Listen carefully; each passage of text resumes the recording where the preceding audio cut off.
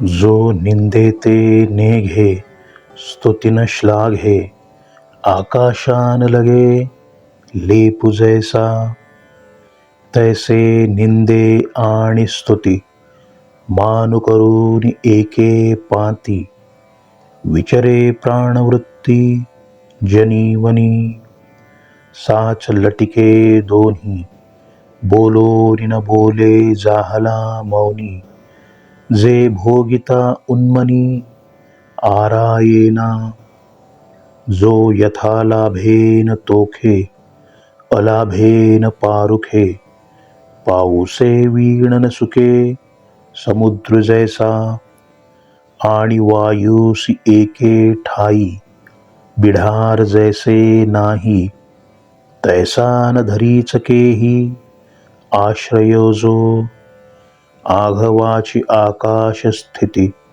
जेवी वायुसी नित्य वसती तेवी जगच विश्रांती स्थान जया हे विश्वची माझे घर ऐसी मती जयाची स्थिर किंबहुना चराचर आपण जाहला.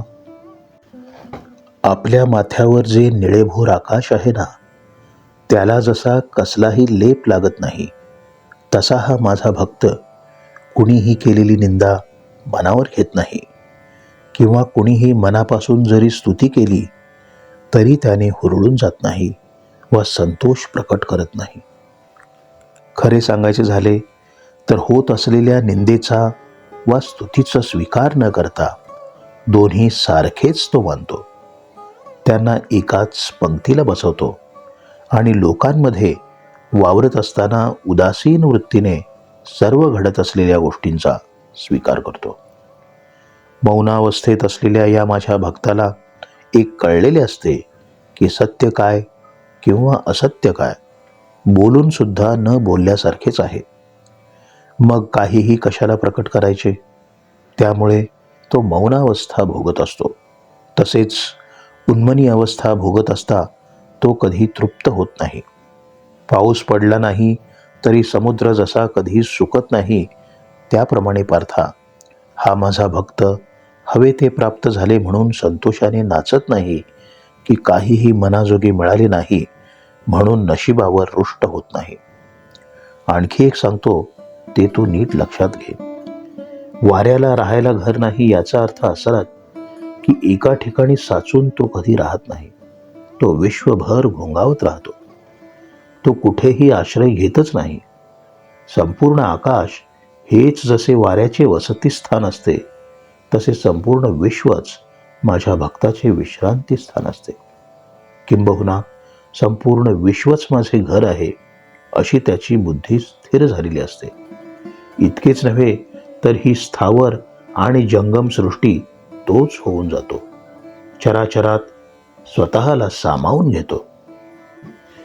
मग याही वरी पार्था माझ्या भजनी आस्था तरी तया ते मी माथा मुगुट करी उत्तमासी मस्तक खालविजे हे काय कौतुक परिमानु करीती तिन्ही लोक पायवणिया तरी श्रद्धा वस्तूसी आदरू करिता जाणिजे प्रकारू जरी होय श्री गुरु सदाशिव परिहय असो आता महेशा ते वानिता आत्मस्तुती होता संचारू असे या लागी हे नोहे म्हणितले रमा नाहे अर्जुना मी वाहे श्री तया ते. आणखी त्याच्या पलीकडचे मी तुला सांगतो पार्था. ज्याच्या अंतःकरणात केवळ माझेच वास्तव्य असेल, ज्याच्या मनात केवळ माझीच भक्ती उफाळून आलेली असेल, त्या माझ्या परमभक्ताला माझ्या मस्तकावरील भव्य मुकुटाचे स्थान देतो. श्रेष्ठ परमभक्तांपुढे आपले मस्तक नम्रपणे वाकवणे यात असे काय आश्चर्य आहे रे. याचे कौतुक ते कसले. अशा भक्तांच्या चरणोदकाचा मान तिन्ही लोक करतात. शंकराच्या माथ्यावर प्रकट होऊन पृथ्वीवर अवतीर्ण होणाऱ्या गंगेला सुद्धा हा मान आपण देतोच ना. प्रत्यक्ष महादेवासारखा श्रीगुरू लाभला तरच श्रद्धेय वस्तूविषयी आदर कसा प्रकट करावा हे आपल्याला कळते. परंतु हे माझे विचार आता जरा बाजूला राहू देत. महेश हे माझेच रूप आहे. मी त्याची स्तुती करायला गेलो तर आत्मस्तुती केल्यासारखे होईल. भगवान श्रीकृष्ण अर्जुनाला म्हणू लागले की पार्था, हे सर्व भक्त कौतुक सांगताना मी एवढेच म्हणेन की माझ्या भक्ताला माझ्या मस्तकी मोठ्या आनंदाने वाहतो. जे पुरुषार्थ सिद्धी चौथी घेऊनी आपुला हाती, रिगाला भक्तिपंथी जगा देतू.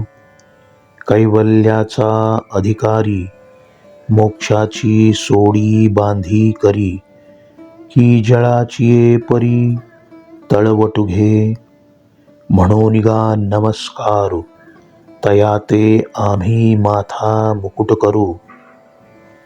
तयाची टाच धरू हृदयी आम्ही, तयाचिया गुणांची लेणी लेवबू आपुलिये वाणी. तयाची कीर्ती श्रवणी आम्ही लेव, तो पाहावा हे डोहळे. म्हणून अचक्षुसी मज डोळे, हातींचे निलीला कमळे पूजू तया ते. असा जो माझा ज्ञानी परमभक्त आहे ना, की जो चौथ्या पुरुषार्थाची सिद्धी म्हणजेच मोक्ष तो स्वतःच्या हातात घेऊन जगाला मुक्त हस्ताने वाटत भक्ती मार्गाने निघाला आहे, तो मोक्षाचा अधिकारी आहे हे तू पार्था प्रथम लक्षात घे. त्या माझ्या परमभक्ताला हे मोक्षाचे गाठोडे कुणासाठी सोडायचे आणि कुणासाठी नाही हे चांगले ठाऊक असूनही तो पाण्यासारखा सर्वांठाई नम्र होतो, सर्वांसाठी हे गाठोडे सोडतो. अशा आमच्या सहृदयी परमभक्ताला आम्ही वारंवार नमस्कार करतो. त्याला आम्ही माथ्यावरचा भक्ती मुकुट करतो, त्याची पदचिन्हे हृदयावर धारण करतो. त्या माझ्या भक्ताचे गुण अलंकार आम्ही आमच्या वाणीच्या ठाई धारण करतो. म्हणजे काय तर आमच्या भक्ताचे गुणगान आम्हीच अभिमानाने गातो आणि फक्त त्याचीच कीर्ती आम्ही आमच्या कानांनी ऐकतो. इतकेच नव्हे तर त्याचे सुंदर दर्शन व्हावे म्हणून आम्हाला प्रत्यक्ष डोहाळे लागतात. म्हणून मी बोलतः नेत्रहीन, परंतु मी डोळे धारण करतो आणि हातातल्या या 1000 पाकळ्यांच्या लीला कमळाने आम्ही त्याची पूजा करतो. दोवरी दोनी भुजा आलो घेऊनी, आलिंगावया लागुनी. तयाचे आंग तया संगाचे निसुरवाडे, मज विदेहा देह धरणे घडे. किंबहुना आवडे निरूपमु, तेणेसी आम्हा मैत्र इथ कायसे विचित्र. परितयाचे चरित्र ऐकती जे, तेही प्राणा परवते आवडती हे निरुते. जे भक्त चरित्राते प्रशंसिती, जे हे अर्जुना साध्यंत सांगितला प्रस्तुत. भक्तियोग समस्त योगरूप, जेणे मी प्रीती करी कामनी शिरसा धरी. येवढी थोरी जया स्थिती ये. ह्या माझ्या परमभक्ताला गाढ आलिंगन द्यायला मला 2 हात पुरत नाहीत. म्हणून या 2 हातांवर आणखी 2 हात घेऊन मी ह्या पृथ्वीवर प्रत्यक्ष अवतरलो आहे हे तुला ठाऊक आहे ना. हा तर तुझा प्रत्यक्ष अनुभव आहे ना रे. त्या माझ्या भक्ताची सोबत मिळावी, संगती लाभावी म्हणून आम्हाला देह धारण करावा लागतो. मी विदेही असूनही देह धारण करतो. इतकेच काय, परंतु तो भक्त मला इतका आवडतो की त्याला आणि त्याच्या परमभक्तीला शब्दांमध्ये कसे गुंफावे ते मला कळत नाही. इतका तो आम्हाला निरुपम वाटतो. त्याचे आमचे विलक्षण सख्य असते यात आश्चर्य हो कसले. परंतु जे माझ्या भक्ताचे चरित्र ऐकतात, जे माझ्या या भक्ताच्या चरित्राचे गोडवे गातात, ते सुद्धा मला प्राणांपलीकडे प्रिय वाटतात. मी जे हे तुला आरंभापासून शेवटपर्यंत भक्तीचे रहस्य सांगितले, त्याचे विवेचन केले, ते योगाचे रूप भक्तियोगाला मान्य आहे रे. ज्यामुळे मी माझ्या भक्तांवर प्रेम करतो, त्याला मनी स्मरत राहतो, मस्तकावर मुकुटासारखा धारण करतो आणि ज्या भक्तिमय स्थितीमुळे माझ्या भक्ताला एवढे महत्त्व प्राप्त होते, ते कारण म्हणजे त्याचे भक्तियोगाचे आचरण बरे का.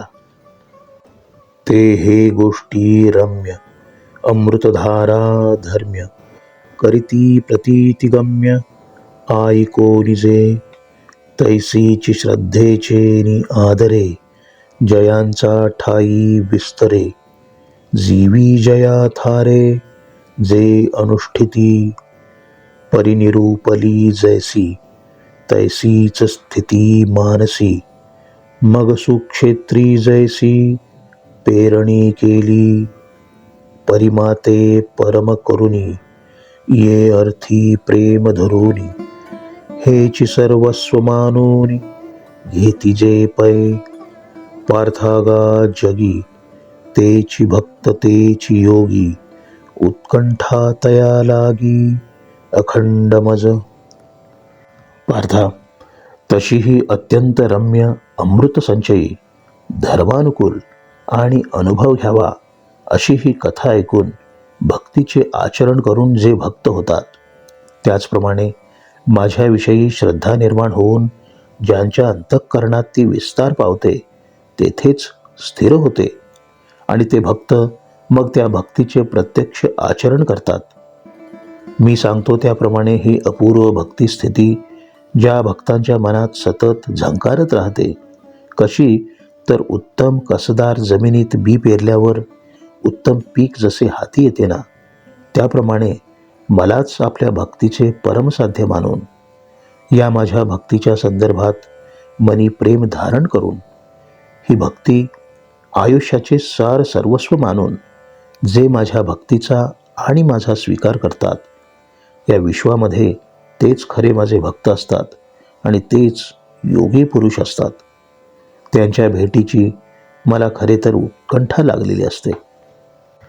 ते तीर्थ ते क्षेत्र जगी तेची पवित्र भक्ती कथेसी मैत्र जया पुरुषा आम्ही तयाचे करू ध्यान ते आमुचे देवतार्चन ते वाचून आन गोमटे नाही तयाचे आम्हा व्यसन ते आमुचे निधी निधान किंबहुना समाधान ते मिळती तै पै प्रेमळाची वार्ता जे अनुवादती पांडुसुता ते मानू परमदेवता आपुली आम्ही ऐसे निजजनानंदे तेणे जगदादिकंदे बोलिले मुकुंदे संजयो म्हणे.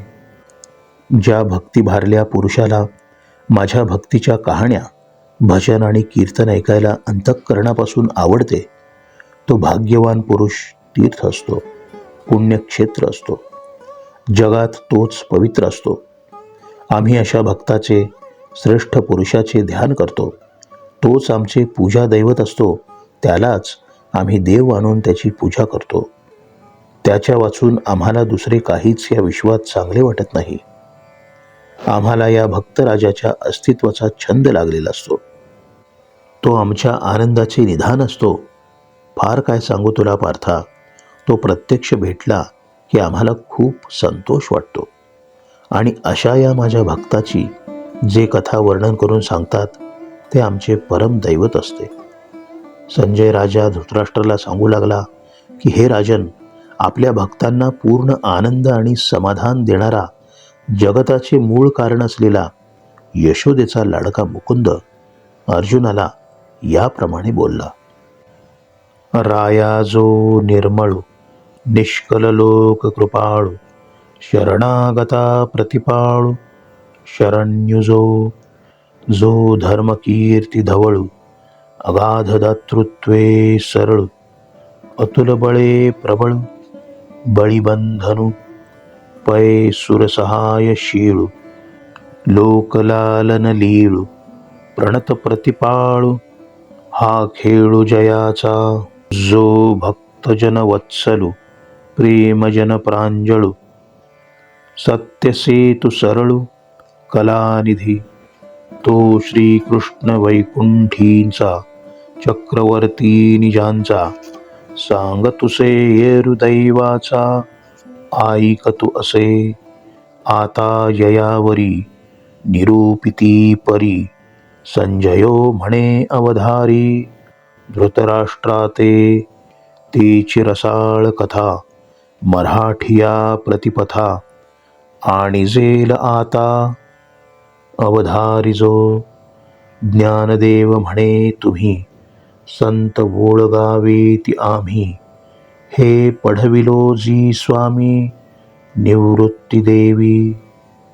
हे राजन, जो मनाने निर्मळ आहे, दोषरहित आहे, लोकांवर कृपादृष्टी करणारा आहे, शरण जाण्यास योग्य आहे, जो धर्माने आणि कीर्तीने धवल आहे, ज्याच्यापाशी अगाध दातृत्व आहे, जो अतिबलवान आहे म्हणूनच जो प्रबळ आहे, जो बळीच्या बंधनात राहिला होता, जो देवांचा सहाय्य करता आहे, सहजतेने जगाचे पालन करणार आहे, ही ज्याची सहज क्रीडा आहे, जो भक्तांविषयी अतिशय वत्सल आहे, जो प्रेमळ लोकांसाठी सरळ आहे, ज्याच्याकडे जाण्यासाठी केवळ सत्याचाच सेतू आहे, जो अनेक कलांचा संग्रह आहे, असा तो वैकुंठीचा राणा, सर्व भक्तांचा सार्वभौम राजा भगवान श्रीकृष्ण भक्तांची आणि त्यांच्या भक्तीची कथा अर्जुनाला सांगतो आहे.